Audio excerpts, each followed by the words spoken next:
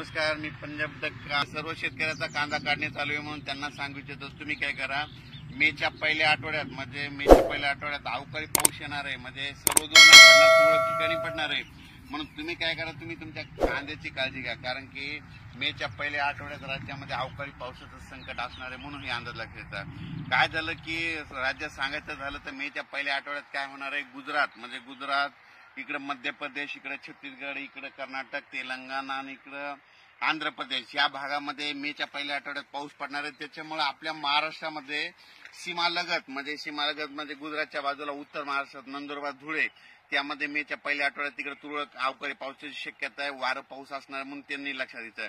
त्याच्यानंतर जळगाव जिल्हा मध्य प्रदेशकडे पाऊस पडणार आहे, त्याच्यामुळे मेच्या पहिल्या आठवड्यात त्याच्यामुळे जळगाव जिल्हा, जळगाव, जामोद, बुलढाणा जिल्हा, अमरावती, अकोला, वर्धा, नागपूर, भंडारा, गोंदिया, चंद्रपूर या भागामध्ये अवकाळी पावसाची शक्यता आहे म्हणून मेच्या पहिल्या आठवड्यात हे अंदाज लक्षात घ्यायचा.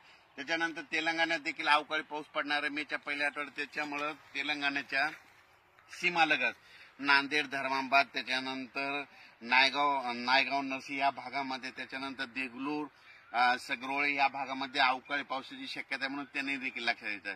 त्याच्यानंतर कर्नाटक भागामध्ये अवकाळी पाऊस असल्यामुळे त्याच्यामुळे सातारा, सांगली, सोलापूर, धाराशिव, त्याच्यानंतर लातूर जिल्हा, परभणी जिल्हा, बीड जिल्हा, हिंगोली जिल्हा या भागामध्ये अवकाळीचं म्हणजे संकट असणार आहे म्हणून हे लक्षात घ्यायचं.